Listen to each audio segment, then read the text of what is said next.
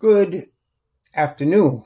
Good Sunday afternoon, Knicks Nation. Today is Sunday, the 6th day of February, 2022. I hope you are enjoying your weekend. I hope you are safe and healthy. And I hope the same could be said for your family. I hope the needs of you and your family in terms of food, shelter, clothing, as well as health are being met today. Blessings upon those that work in the healthcare field and those that are the first responders trying to save lives. Blessings upon those that make deliveries for our convenience and those that pick up garbage to keep streets and sidewalks clean. Double blessings on the men and women trying to help deliver and rescue the victims, both adult, teens, and children, of pornography and child pornography, of pedophilia, child molestation, of prostitution and child prostitution, of sex slavery and human trafficking. Double curses upon those perpetrators, perverts, and profiteers who traffic in this terrible human misery. Finally, blessings upon the homeless, nearly 600,000 men, women, and unfortunately children on the streets of the United States of America and millions around the world in similar or worse conditions. Blessings upon them, for theirs is the kingdom. There was a basketball game Friday night. I reviewed the game last night. The New York Knicks played the Phoenix Suns. Today we're going to be talking about Jabari Parker, my favorite player in this year's draft. We'll talk about him in a second. But the game Friday, and I think I told you all the last video, as long as Thibodeau is using the same point guard rotation, the Knicks will continue to lose. Now, there was more at stake in that game in terms of more issues that caused that loss than that. But because offensively, both Emmanuel Quickley and Alec Burks played very well, which also shows you trouble because they played as good as pretty much they played in a while Friday night.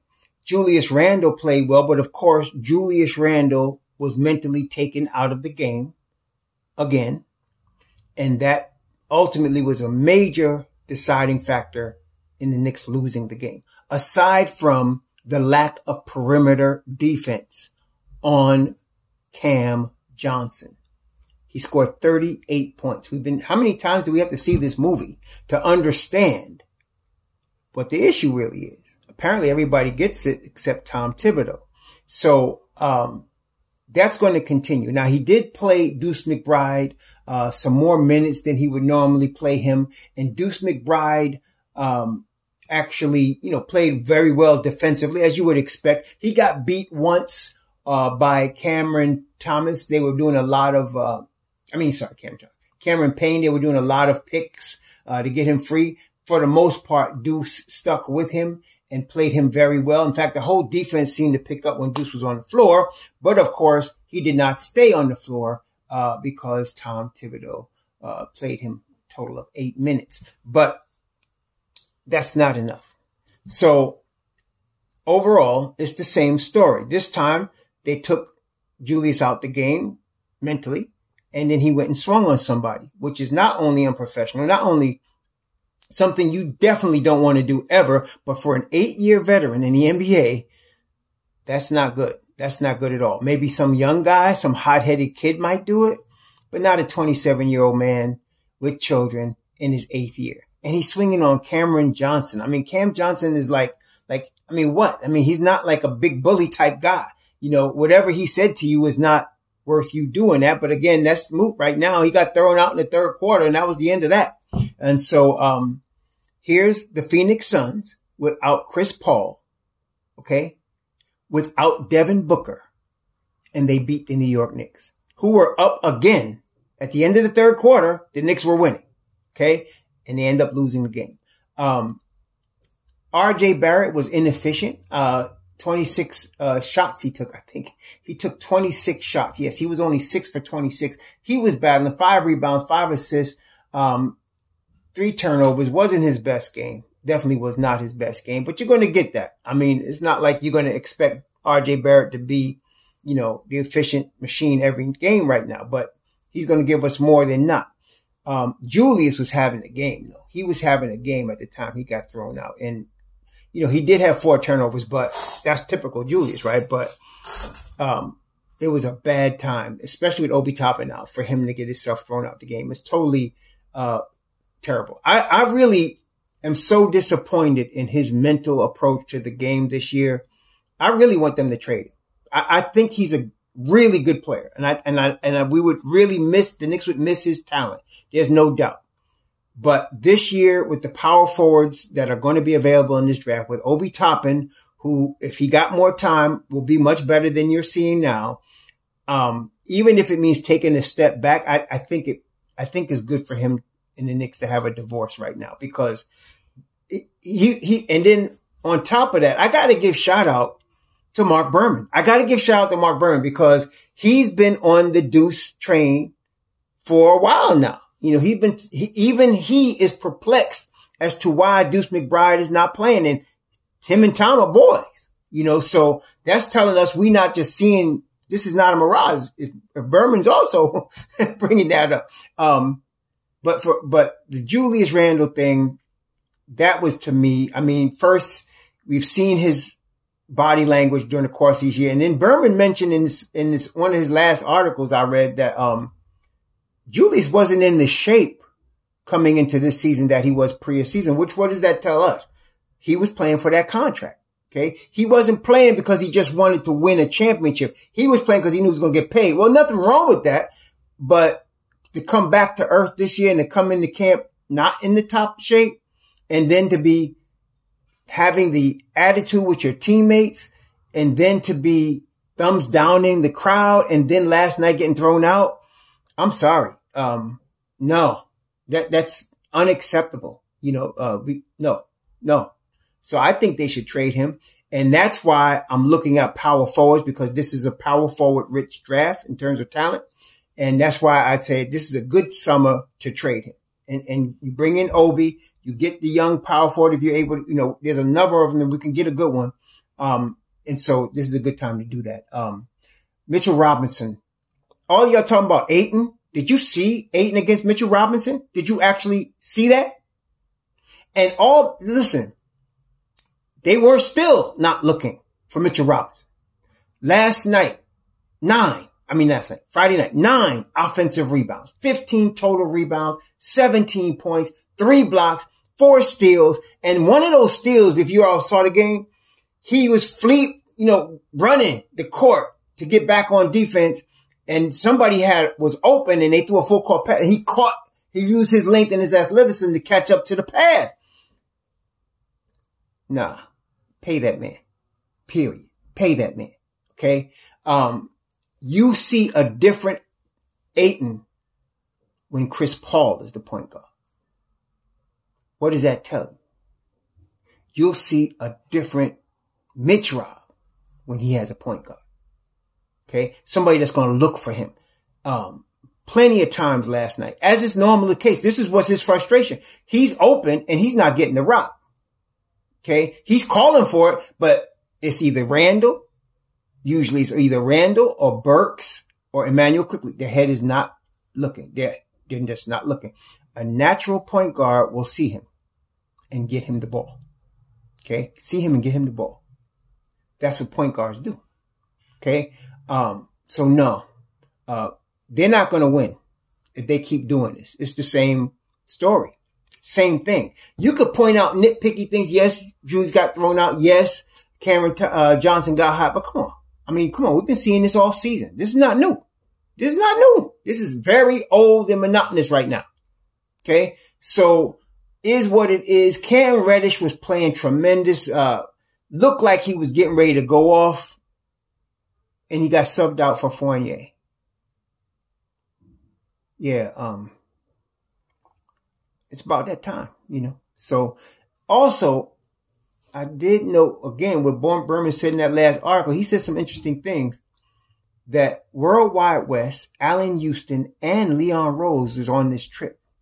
Like, they traveled to Phoenix, they traveled to LA. Executives don't normally go on road trips like that. No, they don't usually do it. Okay. Unless, put it this way. They're talking to Tom Thibodeau. Okay. They're going to have serious discussions with him. I thought they already had the talk, and I think they did. But for them to be traveling with him, they're going to have serious talks, like your job is at stake type talk, like they HR and we need to talk to you type talk. So I don't know what's going to happen. I told y'all 5 games. Well, Friday was the 5th game. Okay. That was the 5th game. Playing Deuce McBride 8 minutes ain't cutting it. You need to give him the rock and let him be the point guard and let him play the rest of these 19 games that we got left. Okay. Yeah. And I'm sure, I am 100% sure, I would be shocked if Julius Randle is not suspended for today's. I would be shocked. He threw a punch. Okay. You can't do that in the NBA today. This ain't the 90s. You can't do that. And so I would be shocked if he's not suspended, at least for today's game. So we're not going to have him. We may not have Obi Toppin. Okay. But that's actually good because you're going to get a Cam Reddish, more minutes because Cam would have to play the small ball 4. Okay. Unless our boy goes with Taj Gibson, which is entirely possible. But I want to know what happens with those 3 executives talking to Tom Thibodeau, because I'm sure they did. Okay. Executives don't travel with the team like that. Not on no long road trip. Something's happening. Okay. But that's that. Today tonight they played the Clippers in LA. The Clippers, I believe, been playing pretty good ball, if I'm not mistaken. The Clippers, even without Paul George and without Kawhi, right now, the Clippers are in the 8th seed. They've won 5 straight. They're 7-3 in their last 10. The Knicks have lost at this point. They have lost, the Knicks have lost 7 straight and are 1-9 in their last 10. This is not looking good. And like I said, I must repeat it again. As long as he trots out the same rotation, it's not going to look good. Okay. It's not going to look good. He needs a point guard and he has one on the roster and he refuses to play him. Okay. That stubbornness is now turned to stupidity and you're going to see the same result. Okay. So is what it is. Let's talk about Jabari Smith. I like him, man. The more I watch him, the more I like him. When I first looked at him about a week or so ago, he reminded me, I think I mentioned you of Zaire Williams, but I looked at him some more and looked at some defensive highlights. Okay, where do we start? All right, let's start with the negative. The only negative with Jabari Smith is that he's going to be 19 on draft day. That's it. That's it. He looks like a guy that's a coach's son. Now, I understand, my understanding is that his father played pro ball. I could see he looks like a guy that's well trained. He plays basketball the right way. That's the thing. He's efficient. Now, I told y'all one of the things I'm looking at, some of y'all was coming at me with a couple of players, Bryce McGowan. The boy's not efficient. Come on, man.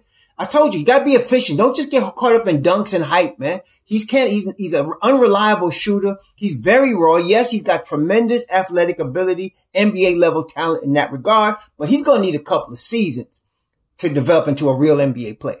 Okay. No, he's inefficient, man. Forget that. No, I'm not into that. And that cat from, Wisconsin, Davis. Yeah, he's good, but that's Bouknight, except he's not as efficient as Bouknight. Okay. Period. That's another problem. What's Bouknight doing right now? He's sitting on Charlotte's bench.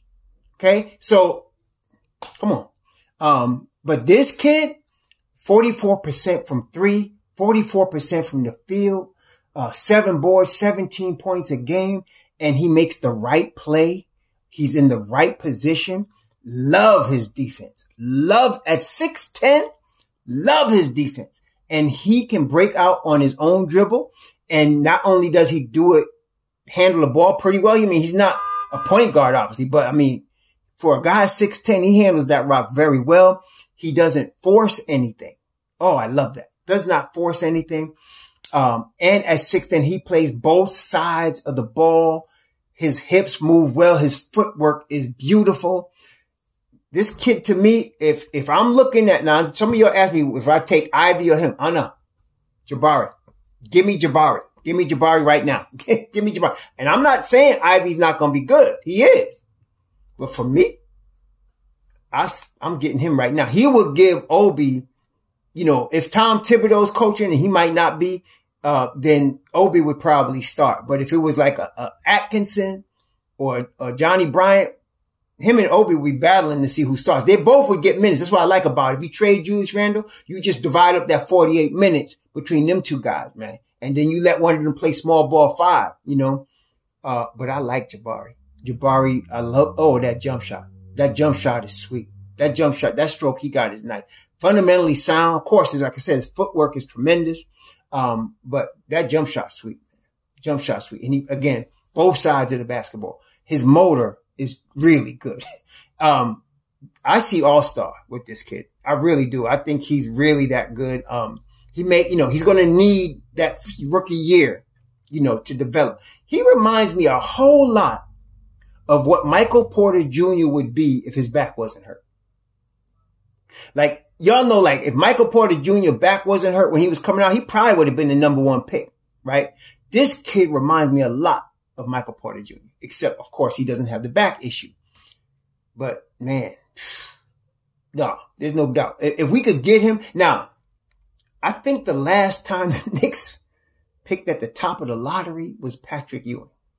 If I'm not mistaken, I think that's the last time they had the overall number 1 pick. Now, right now, the Knicks, they're at the, where are they? They're at the eighth position with a 5% chance to get the number 1 overall pick and a 24% chance to get the top 4 pick. I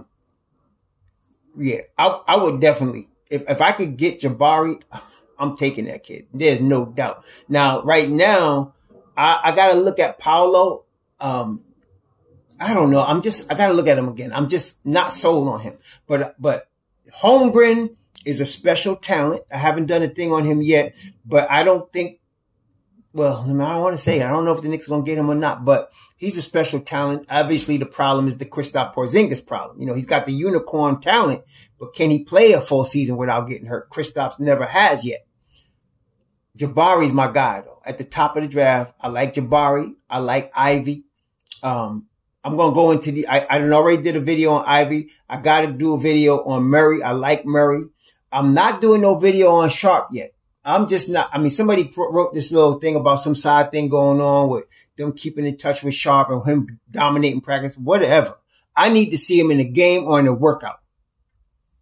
If he's dominating in a workout with other college level players or guys coming from Europe and all that, if he's dominating there, okay, we could talk. Or if he goes to the combine and he shows out like Quentin Grimes did, then we can maybe talk. All right. But right now, I'm not even getting my hopes up for Sharp because he's talented, but I don't know if he's coming out. Kyler Perry wants him to come back.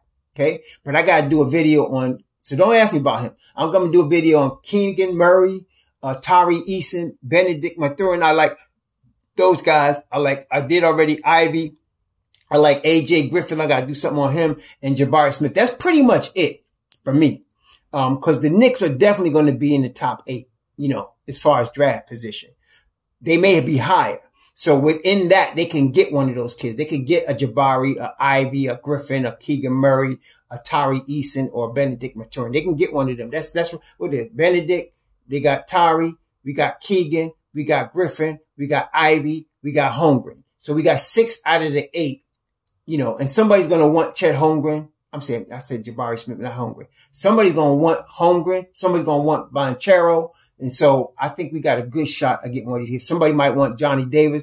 Like I said, I think Johnny Davis is talented.